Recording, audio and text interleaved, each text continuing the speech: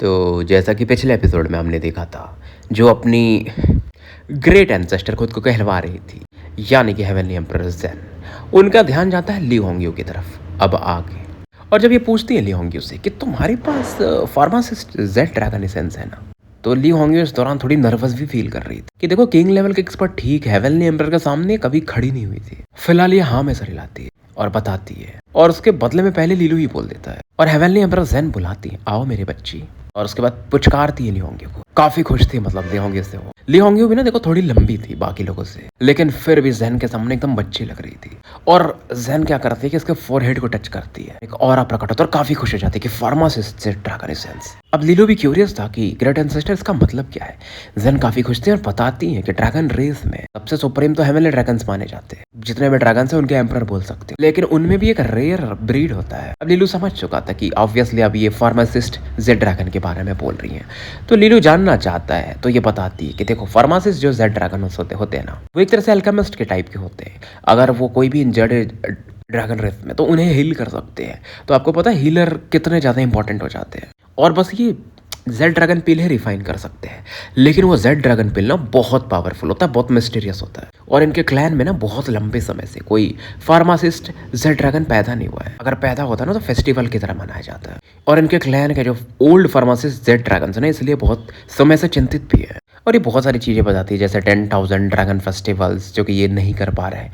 और मैं इन चीज़ों के ज़्यादा डिटेल में चाहूँगा नहीं, मतलब इतना समझ लो कि इतना बताते हैं कि जो फार्मासिस्ट जेड ड्रैगन है ना, बहुत इंपॉर्टेंट है इनके क्लैन में। इवन अगर हेवनली ड्रैगन एक आदि कम भी पड़ जाए ना, फार्मासिस्ट ड्रैगन रहना चाहिए। और बोलती है बंदी सक्सेसर बन सकती है। लीलू भी सीनियर होंग्यू के लिए अपनी काफ़ी खुश होता है। बट देखो ली होंग्यू को इन चीज़ों में इंटरेस्ट नहीं, उनको बस ली वानजेन से बदला लेना था, मतलब अपने बाप से। और ये थोड़ी थोड़ी समझती है हेवनली एम्परर ज़ेन, शॉक्ड हो जाती है कि यार ये बंदी आना नहीं चाहती। लीलू समझ रहा था और लीलू समझाता है कि आपकी मम्मी वाइल्ड में कहीं दफन है, लेकिन ऐसा नहीं होना चाहिए, उनका पोजीशन और ऊपर होना चाहिए। और आप जितना ऊपर जाओगी ना ली वानजेन और ली होंग्यू वगैरह को, उतना बुरा लगेगा और वो अपने पापों का प्रायश्चित करे। ली होंग्यू अब लीलू के शब्दों को सुन, और हेवनली एम्परर ज़ेन भी समझ जाते हैं ली होंग्यू क्या सोच रही है, क्या हुआ इसके साथ। मतलब इनके इसके ही खानदान के, और कहीं ना कहीं इनके खानदान के ही लोग हैं, हेवनली एम्परर ज़ेन के वो लोग भी रेड लाइन, और इस बच्ची के साथ इतना बुरा किया। ली ज़ुन भी अब समझ जाते कि यार, और हेवनली एम्परर ज़ेन भी समझाती है कि लिटिल गर्ल, लीलू जो कह रहा है वो सही है। तुम अगर पूरा ऐसा बदला ही लेना चाहती हो ना, तो तुम जितना आगे बढ़ोगे ना कल्टीवेशन के रास्ते पे,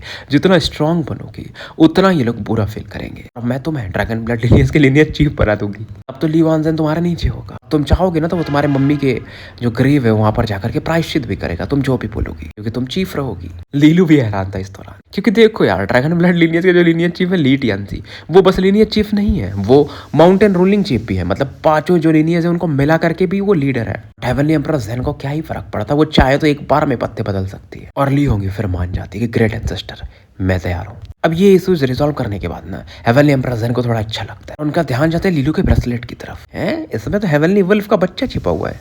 लीलू भी हैरान हो जाता है कि ये एंसेस्टर 6-tailed हेवनली वुल्फ को एक लिटिल वुल्फ पप बोल रही है। अब भेड़िया बाहर आता है तुरंत ही और तुरंत ग्रीट करने लगता है। लीलू भी एकदम हैरान था, अरे ये तो एकदम पहले रेबेलियस हुआ करता था, एकदम गर्म में रहता था, अभी तो इसके आवाज भी ना ऐसा शाहरुख जैसे निकल रही है, ग्रेट एंसेस्टर ऐसे करके ये बोल रहा था। और जब लीलू ये शब्द इसको बोलता है ना, तो वो ऐसा इग्नोर मार देता है लीलू को कि उसने सुना ही नहीं, और सोचता है यार ये बंदा क्या खतरनाक है। पहले इसके माँ बाप ट्रांसिडेंट ड्यूक्स निकले, उसके ग्रैंड पा मतलब थर्ड ट्रिपल क्राउन किंग के करीब, अब इसके जो एंसेस्टर इतने पावरफुल, और ग्रेट एंसेस्टर भी खतरनाक है। फिलहाल ये बोलता है 6-tailed हेवनली वुल्फ कि मैं क्या कर सकता हूँ अनर्ड वन आपके लिए। हेवनली एम्परर ज़ेन कहती है कि ड्रैगन रेस तुम्हें एक अपॉर्चुनिटी देगी, लेकिन तुम्हें इस बच्ची के साथ कुछ साल बिताने पड़ेंगे। इस दौरान ये लीलू की तरफ देखती है और कहती है मैं एक इंपीरियल बीस्ट हॉल की ओर तुम्हारे ऊपर फील कर रही हूँ, लगता है तुमने उनके कोई life bound spirit beast secret art cultivate किए, तो तुम्हें इसको और ज़्यादा नर्चर करना चाहिए वुल्फ को, तो तुम इसे फ्यूचर में यूज़ कर पाओगे। देखो जो सीक्रेट आर्ट लीलू को मिला था ना, शैन युंगे से मिला था, उसके लास्ट से इसने लूटा था, लेकिन उसने कभी उसे सीखा नहीं। लेकिन हेवनली एम्परर ज़ेन ने देखते ही वो चीज़ भी पढ़ लिया। और लीलू इस दौरान भेड़िया से पूछता है तुम तैयार हो। लाइफ बाउंड सेल मतलब कि भेड़िया और लीलू का लाइफ एक दूसरे से जुड़ जाएगा। ये एडवांस तरीका है बीस्ट को टेम करने का। भेड़िया जानता था वो कुछ कर नहीं सकता, उसे मानना ही पड़ेगा। और भेड़िया अगर इसका लाइफ बाउंड स्पिरिट बीस्ट बन जाता तो लीलू इसे फ्रीडम भी दे देगा। वैसे भी देखो थर्ड ग्रेड का हेवनली वुल्फ लीलू का क्या ही मदद कर सकता है फिलहाल। भेड़िया इधर मान जाता है। इसका जो दिमाग था बहुत तेज था, उसको पता था लीलू और ग्रो करेगा, तो लीलू के साथ अगर ये रहता है तो फ्यूचर में भी लीलू को फायदा होगा। लीलू गोल्डन पॉल निकालता है और उसमें भेड़िया ना अपना जो ब्लड एसेंस था वो डालता है और लीलू का भी मतलब ये फ्यूज करके फिर वो जो पॉल था भेड़िए के फोरहेड में एंटर कर जाता है। एक हिस्सा लीलू के हथेली में आ जाता है, फिर वो गायब हो जाता है। मतलब अब भेड़िया लीलू के पूरी कंट्रोल में, चाहे लीलू ना था बस उसको ट्रिगर करते अगर पॉल को तो भेड़िया इंजर्ड हो जाएगा। और फिर लीलू कहता है ठीक है अब तुम सीनियर होंगियो के साथ रहोगे और उन्हें प्रोटेक्ट करोगे और तुम्हें अच्छी अपॉर्चुनिटी वैसे भी मिलेगी जब हम अगली बार मिलेंगे, तो उम्मीद है तुम काफी स्ट्रांग रहोगे। लीलू अब ये ब्रेसलेट ली होंगियो को दे देता है। भेड़िया जो था ना वो ब्रेसलेट के अंदर जाने से पहले बहुत रेस्पेक्ट दिखाता है हेवनली एम्परर ज़ेन को। और फिर दिखाते हैं हमें क्लाउड एम्परर को जब वो देखते हैं कि चीजें अब रिजॉल्व हो चुकी है और वो कहते हैं अब जब सभी चीजें खत्म हो चुकी हैं तो ये जो क्रिस्टल रेजोनेंस एनर्जी है इसे हम डिस्ट्रीब्यूट करते हैं और प्रोसेस आगे बढ़ाते हैं। तो फिलहाल क्लाउड एम्परर अपनी ओरा रिलीज कर और उनके आसपास ना वॉयलेट क्लाउड्स बन चुके, सभी के पैरों के नीचे में ना पर्पल लोटस का प्लेटफॉर्म बन जाता कि वहां पर ये बैठ के कल्टीवेट कर सकते हैं। मतलब जैसे लुकिंग एयर भी बैठ जाती, सभी ऐसे बैठ जाते हैं। लुकिंग एयर का जो एपेक्स रेजोनेंस क्रिस्टल कोर था ना वो अभी भी चमक रहा था, जिसमें से मिस्टीरियस एनर्जी को हम फील कर सकते थे। और लीजुन बताते हैं लीलू की तरफ देख करके कि वो अभी स्पेशल स्टेट में है और हेवनली एम्परर लू जो है ना उसके खानदान की उसे प्रोटेक्ट कर रही है, तो इन चीजों में हम फिलहाल इंटरफेयर नहीं कर सकते। लीलू भी समझता है शायद लुकिंग एयर का जो परमाफ्रोस्ट सेक्रेट सीड था ना वो अवेकंड हो चुका था, इसलिए लुकिंग एयर ग्रोथ तो फील कर रही थी लेकिन उसके इमोशंस धीरे धीरे और ज्यादा ब्लॉक होते जाते हैं। शायद दोबारा जब ये अपनी आंखें खोले तो लीलू को पहचानेगी लेकिन एक नॉर्मल फ्रेंड के जैसा, वो पहले जैसा मस्ती भाव इमोशन नहीं रहेगा। अब ये जो क्रिस्टल था ना उसे कई पीस में बांट देते हैं क्लाउड हेवनली एम्परर और लोगों की तरफ डायरेक्ट कर देते हैं, जैसा लीलू की तरफ 40% एनर्जी ऐसा ऐसा करके। अब लीजुन जब देखते हैं तो लीलू की तरफ सीरियस टोन से कहते कि ये जो क्रिस्टल रेजोनेंस की एनर्जी बहुत ज़्यादा है, तुम इसे एब्जॉर्ब कर लेते हो, हालांकि इसमें काफ़ी समय लगेगा, तो तुम जब काफ़ी ग्रोथ फील करोगे वैसे भी, और हमें निकलना है वर्ल्ड बॉर्डर की तरफ, मुझे और ग्रेट एंसेस्टर को। मुझे भी नहीं पता हम अगली बार कब मिलेंगे, लेकिन उम्मीद है कि तुम अच्छा स्ट्रॉन्ग बन पाओगे तब तक, क्योंकि तुम्हें भी पता है ओरिजिन रिवर्सन का भी खतरा पड़ रहा है धीरे धीरे। और हेवनली एम्परर ज़ेन भी कहते कि हाँ उम्मीद है जब हम अगली बार मिले तो तुम पाथ ऑफ एक्सेशन के आखिरी रास्तों पर रहोगे। लू भी दोनों को नमस्कार प्रणाम करता है और बोलता है मैं अपना बेस्ट दूंगा, क्योंकि वो समझ रहा था लीजुन यहाँ पर ट्रू बॉडी के साथ आए थे, मतलब काफी एफर्ट डाल के आए थे इसे बचाने के लिए, और इवन ग्रेट एंसेस्टर आई थी ताकि लीजुन को कोई प्रॉब्लम ना हो। तो फिलहाल ये जो क्रिस्टल एनर्जी था ना ऐसा मानो लीलू एक अलग स्टेट में चला जाता है, पूरा ब्लॉक हो जाता है, बाहर का कुछ फील नहीं हो रहा था। Same Jiang king looking air सभी के साथ होता है और एंडलेस एनर्जी एब्जॉर्प्शन में अब ये लोग लग चुके थे। तो देखो इधर ये सेलेस्टियल मिरर पगोड़ा का जो ट्रायल था ना बहुत अलग विचित्र तरीके से खत्म हुआ था। जो भी सरवाइव किए थे अपने को काफी नसीब वाला मान रहे थे। 4 नए सेलेस्टियल मिरर नाइट्स बन चुके थे, लीलू, जियांग किंग, डिवोमिंग्स वन और शेंग कियावेर। बड़ा प्रॉब्लम ये हुआ था घाटा वाला कि हेवनली ओरिजिन एंशिएंट कॉलेज के लिन जू जो कि स्ट्रॉन्गेस्ट बंदे थे उन्हें शेंगजिंग जायो ने मार दिया था। सेम डिवाइन सन एंशिएंट कॉलेज का सॉन्ग सिंह, वैसे भी वो बुरा इंसान था, स्पाई था। मिथिकल स्पिरिट एंशिएंट कॉलेज का नहीं वो मरा नहीं था, वो एलिमिनेट हो गया था।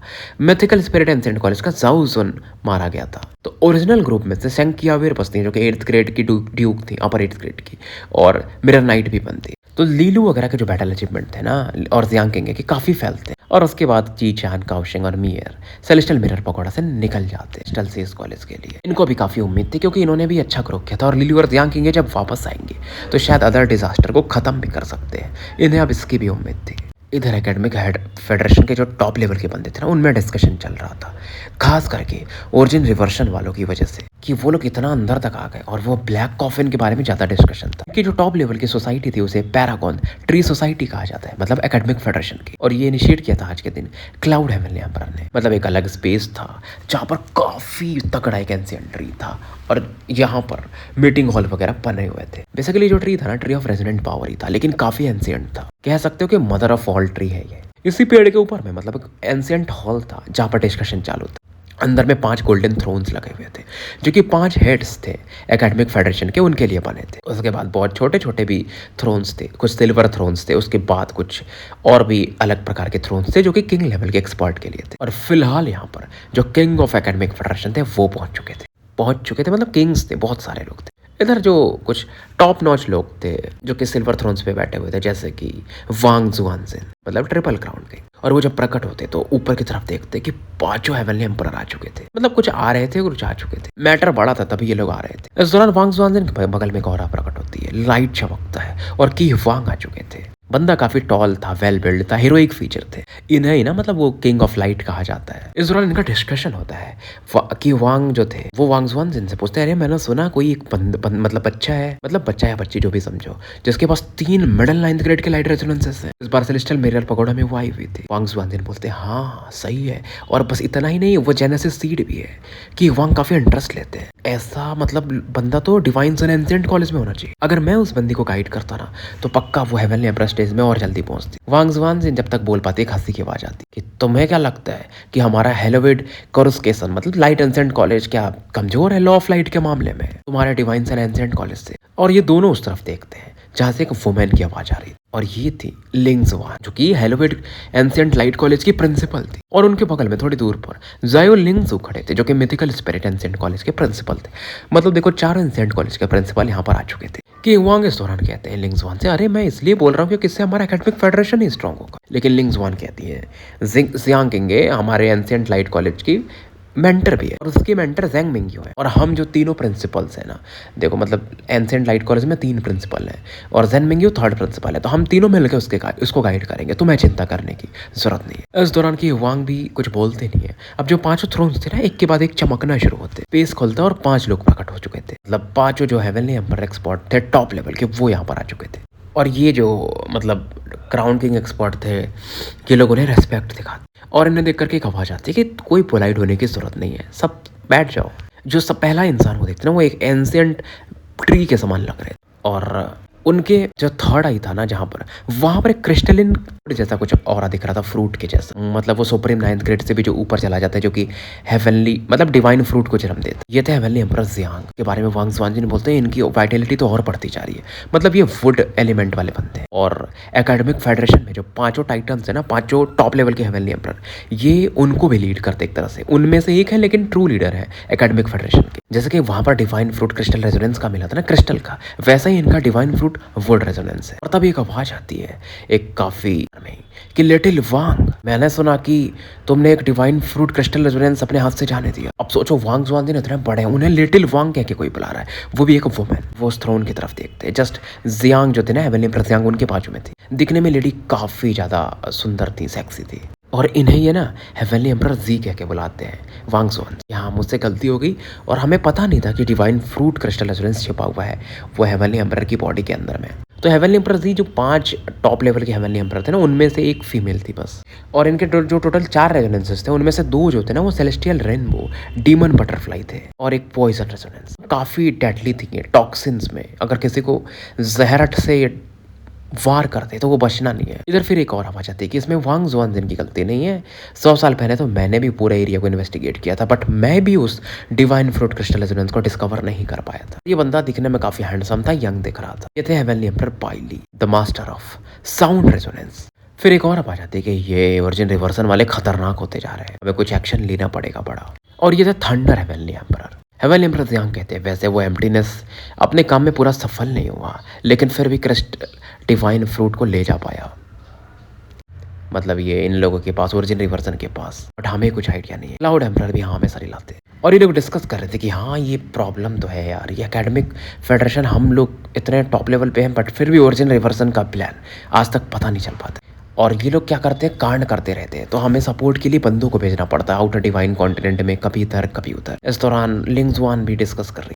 जुआन जिन भी कहते हैं हाँ बहुत सारे हमारे किंग एक्सपर्ट भी मारे जा चुके हैं समय दर समय। कि वांग भी कहते हैं कि हम लोग बहुत पैसे होकर शायद डील कर रहे हैं ओरिजिन रिवर्सन के साथ। सेंट्रल गोल्डन थ्रोन था जहाँ पर हेवनली एम्परर जियांग बैठे हुए थे, वो सुन रहे थे और कहते तुम लोग जो बात कर रहे हो उसी के लिए हम आज इकट्ठा हुए हैं, अब हमें उन पर अटैक करना पड़ेगा। कि वांग जुआन जिन मतलब जो किंग लेवल एक्सपर्ट थे जब ये सुनते हैं तो बोलते यार कि मतलब एक मेजर एक्शन लेने वाले थे अभी हेवनली एम्परर्स। जैसे जायो लिंगजू जो थे ना मिथिकल स्पिरिट एंशिएंट कॉलेज के प्रिंसिपल, वो बोलते हैं हेवनली एम्परर जियांग अगर आप 5 एक्शन लेने वाले हैं तो हेवनली एम्परर जो बाकी लोग हैं अलायंस में, वो उन पे प्रेशर बढ़ जाएगा। मतलब जो शैडो वर्ल्ड में बैटल कर रहे हैं, जैसे शैडो वर्ल्ड में एक celestial ancestor grand devil king जो कि 3 स्ट्रॉन्गेस्ट में गिना जाता है, जो 72 डोमिनियंस है वहां पर। हेवनली एम्परर जियांग इस दौरान कहते हैं कि मैं उसका अरेंजमेंट कर दूंगा। पहले ओरिजिन रिवर्सन को भी देखना पड़ेगा कि हम शैडो वर्ल्ड में जाके लड़ रहे हैं और ये लोग अंदर में ही प्रॉब्लम्स क्रिएट कर रहे हैं। और ये कहते हैं कि लेजेंडरी सेक्ट मास्टर का अगर क्रिस्टल रेजोनेंस अभी तक था इतने समय के साथ, तो उनके बाकी भी रेजोनेंसेस होंगे, हो सकते हैं मतलब। और ये लोग यानी ओरिजिन रिवर्सन वाले उसके भी पीछे हो सकते हैं।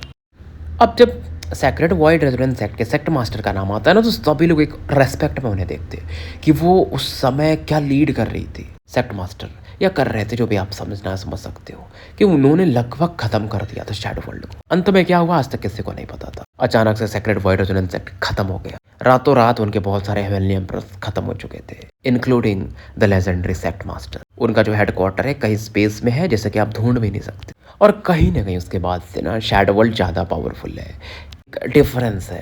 हेवनली एम्परर्स यंग इन्हीं चीज़ों के बारे में डिस्कस कर रहे थे। इस दौरान जब पूरा डिस्कशन हो रहा था तो रेडिएंट किंग जो की हुआंग थे, वो बोलते हैं कि क्या मैं पूछ सकता हूँ हेवनली एम्परर्स यंग कि लेजेंडरी सेक्ट मास्टर के पास कितने रेजोनेंसेस थे, क्या क्या थे। सभी लोग हेवनली एम्परर्स यांग की तरफ क्यूरियस होकर देखते हैं, क्योंकि सबसे पुराने यहाँ पर यही थे। हेवनली एम्परर्स यांग स्माइल देते, सबसे टॉप सीक्रेट है। वांग जुआनजिन सरप्राइज हुए थे कि आपको भी नहीं पता, क्योंकि यार यह डिवाइन फ्रूट हेवनली एम्परर है और इन्हें नहीं पता, मतलब कितने समय पुरानी थी वो legendary sect master. Heavenly emperors Yang भी बोलते, देखो उस टाइम जब ये चीज़ें हुई थी, मैं पास में जाके देखने की कोशिश करता हूँ अपनी ओर से, लेकिन एक फॉग है ना जो कि मैं भी पेनिट्रेट नहीं कर पाता हूँ, इन्फॉर्मेशन निकाल नहीं पाता। मतलब इतना पावरफुल कि हेवनली एम्परर्स यांग जो कि लगभग टॉप लेवल पे, लगभग क्या टॉप लेवल पे फिलहाल के पावर लेवल के हिसाब से देखोगे तो वो भी इन चीज़ों को नहीं पता कर पाते। तो वही क्वेश्चन रहता था कि वांग वगैरह का, कि जब वो डेप्थ में पहुंच गई थी, बस सोर्स ऑफ ऑल हेवीली बचा था और वो भी उनके ही लेवल का था, तो कैसे सेक्रेड वाइड रेजोनेंस सेक्ट पूरा तबाह हो गया।